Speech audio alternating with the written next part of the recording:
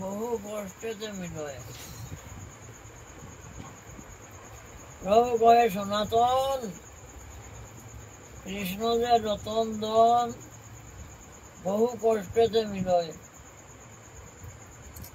আর মহাপ্রভু বলছেন, এখন বলছেন কষ্টেতে মিলয়।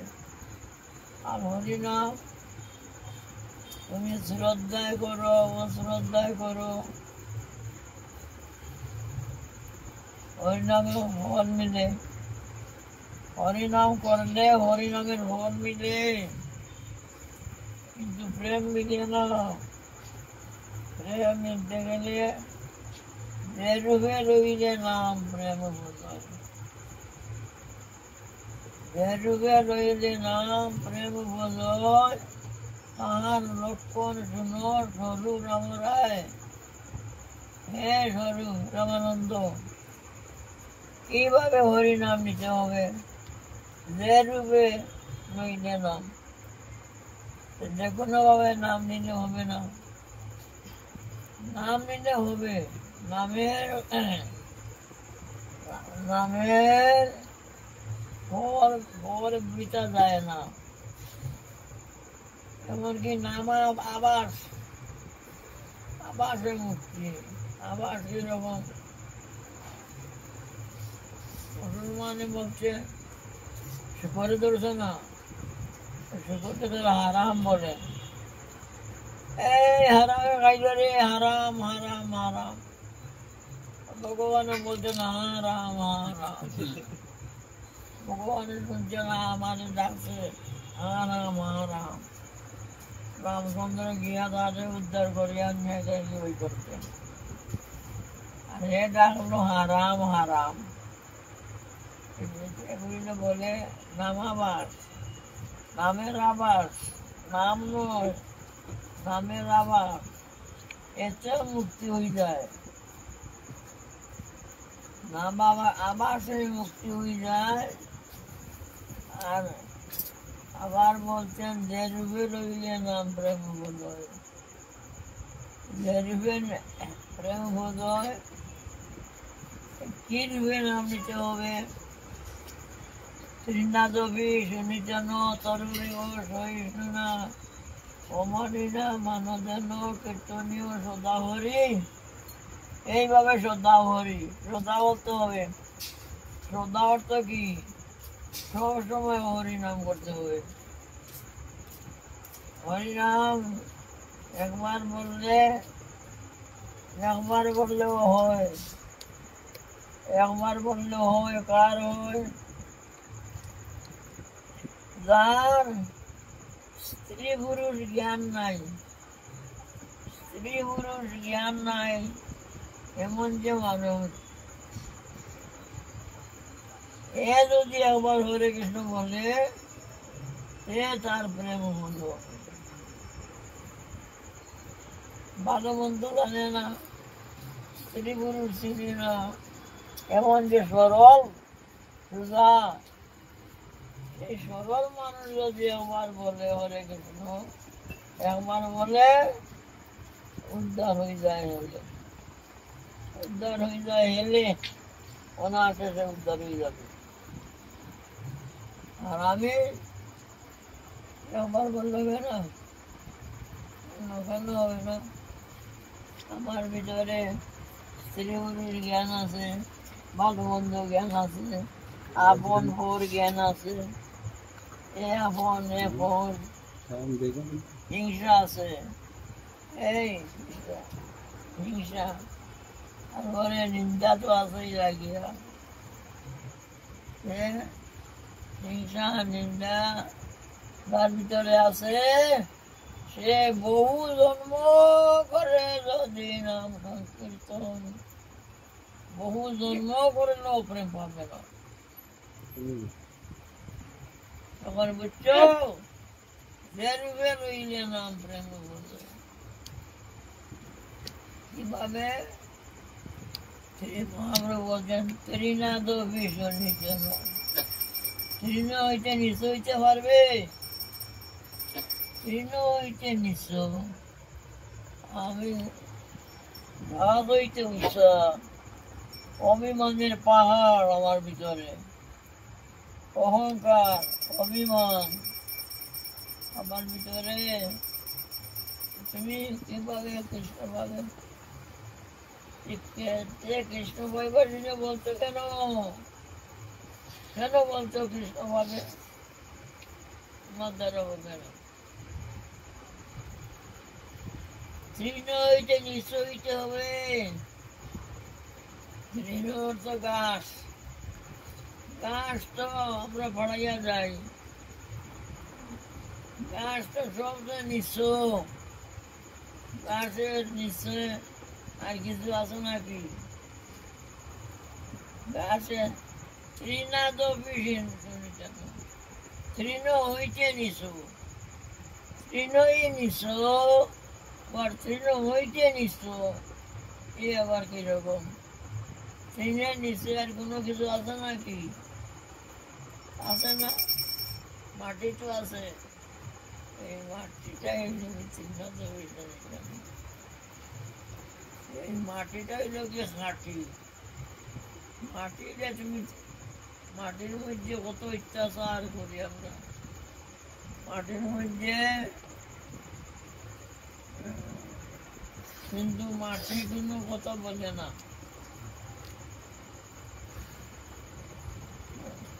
তোমার কোদাল দিয়া কুড়িয়া আরে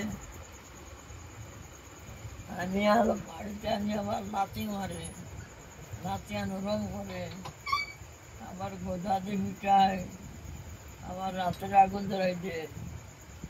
কত কষ্ট পাইল মাটি। কোদাল দিয়ে করিল, তাওতি লাথিল, নরম করলো, আবার গোদা দিয়ে বাড়ি দিল, আবার রাতের আগুন ধরাই দিল। রাত্র আগুন করিয়া কি হইল? ব্রহ্মঘট হয়ে গেল। ব্রহ্মঘট কি? অষ্টপ্রহর কীর্তন হবে, ব্রহ্মঘট লাগে। তোমার বাড়িতে কোনো অনুষ্ঠান হবে, ঘটে লাগে। কোনো শুভকর্ম করবে, ঘটে লাগে। গোট মাটির গোট, সোনার গোট হইলে হবে না। কেন? এই গোটটা দেখো মাটি ছিল, কত কষ্ট হইল, কত কষ্ট করিয়া সে আছে গোট, ব্রহ্মগোট হয়েছে। ব্রহ্মগোট ছাড়া অনুষ্ঠান হয় না। অষ্টপ্রহর কীর্তন আদিতে গোট লাগে, মাটির গোট লাগবে। মাটির গোট কেন? এই যে মাটিটাকে মাটির দ্বারা তৈরি হয় এই গোটটা, এই গোট মাটির দ্বারা তৈরি হয়েছে। তৈরি হইতে কত কষ্ট হয়েছে। এইরকম যে কষ্ট পাবে সে ব্রহ্মগোট হবে, সে ভগবানকে পাবে। এইরকম যদি হইতে পারো সে ভগবান পাবে।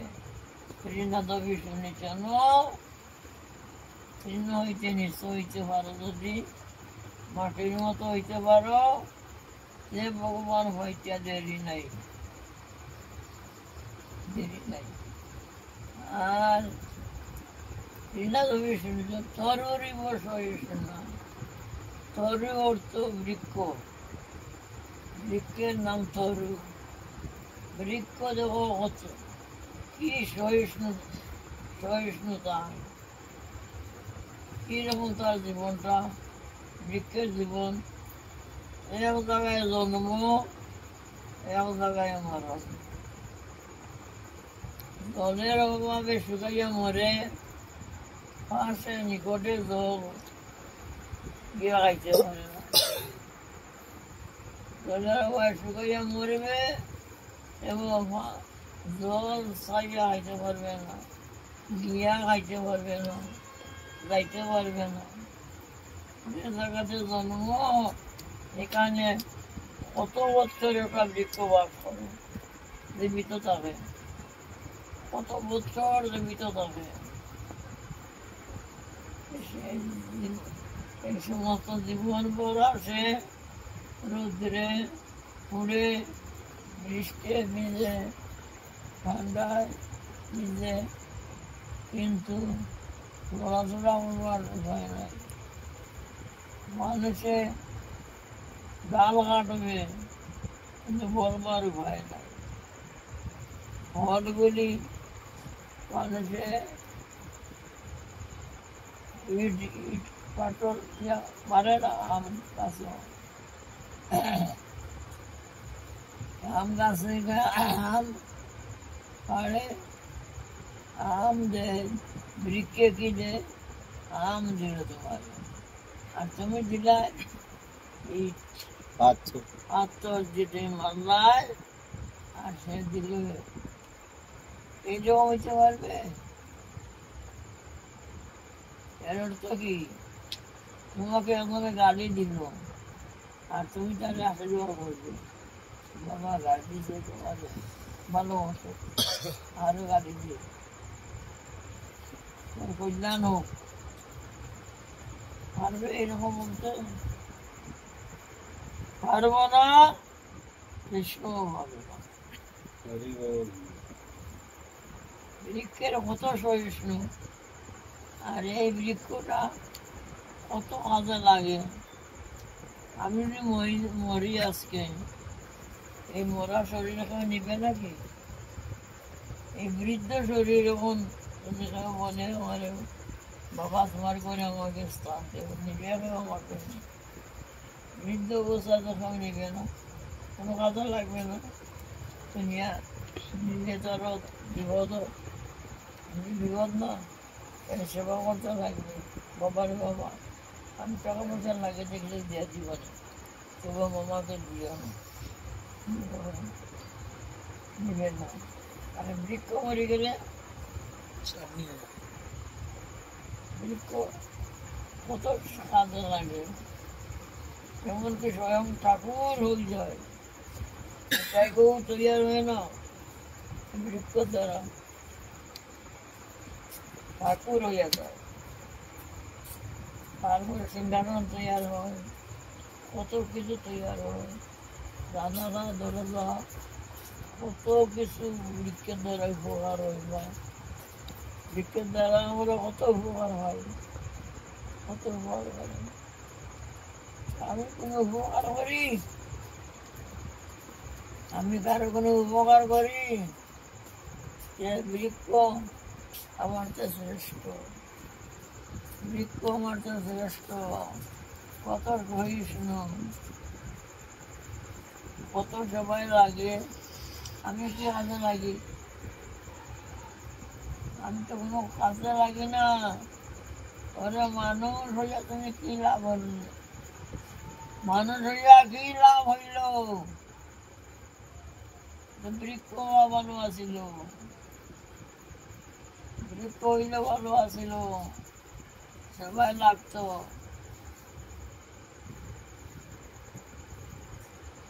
বৃক্ষের পাতাগুলি সবাই লাগে, পাতাগুলি ঘুরিয়া সার হয়ে যায়, সবাই লাগে। কোনো একটা জিনিস নষ্ট হয় না, একটা জিনিস নষ্ট যায় না, সব সময় লাগে যায়। বৃক্ষ জন্য কত উপকারের জিনিস। সেই জন্য মহাবীর বলতেন, তৃণ হইতে নিশ্চয়িতে পারো, আর বৃক্ষ হইতে সহিষ্ণু, সহ্য গুণ। বৃক্ষ যেমন সহ্য করলো, সহ্য করিয়া পরের উপকারে করলো, পরের উপকার জীবনে পরের উপকার করলো, নিজের সেবায় লাগলো। কত বৃক্ষের মতো হইতে পারবে? বৃক্ষের মতো হইতে পারবো না, তৃণ হইতে নিচে হইতে পারবো না, কৃষ্ণ পাবে না। কৃষ্ণ ভাবে কেন? কেন ভাবে?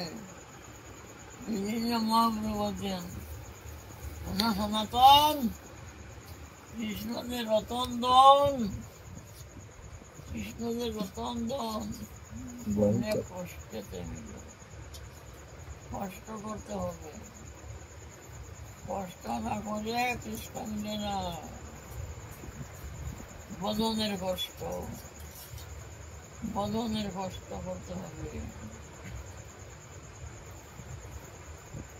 প্রভাতে উঠতে হবে, প্রভাতে নাই, ব্রাহ্ম মুহূর্তে, ব্রাহ্ম মুহূর্তে উঠতে হবে। স্নান আদি, শৌচাদি, কর্ম, মন্ত্র জপ, পূজা অর্চনা, যেসব সূর্য উদয়ের আগে করতে লাগে। ব্রাহ্ম মুহূর্তে উঠবে, স্নান করবে, তিনজন লোক মন্ত্র স্মরণ করিয়া ঠাকুরের সেবা করবে, তারপরে শৃঙ্গার আরতি দিবে, দিবে। এর মধ্যে আমার পাঠ আছে, পরিক্রমা আছে, কীর্তন আছে, সব এগুলি সূর্য উদয়ের আগে করতে হবে। পারবে করতে? সূর্য উদয়ের পরে ঘুম হইতে উঠে, সূর্য উদয়ের পরে ঘুম হইতে উঠে,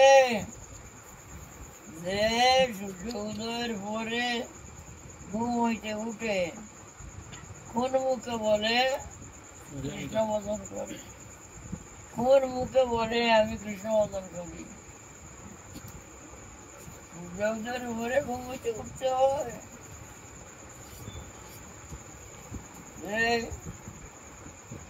গালি দিছে, গালি কোন মুখে বলো, কোন মুখে বলো আমি কৃষ্ণ বদন করি? সূর্যোদয়ের পরে ঘুম হইতে উঠে কোন মুখে বলে কৃষ্ণ বদন কর? এদের অবদান হবে না। বলছেন এটার নামে কষ্ট, ঘুম হইতে উঠা কষ্ট, স্নান করা কষ্ট, পাঠ করা, পূজা অর্চনা, এগুলি দিনের বেলায় হাল্লা গুটলা, এর মধ্যে কি বোঝা নয়? একদিন করে এক ভক্তকে বলছি আমি, ব্রাহ্মণ তো হইলে চান টান করেলো, বলছে রাত্রি চান করে ঘুমাইছি।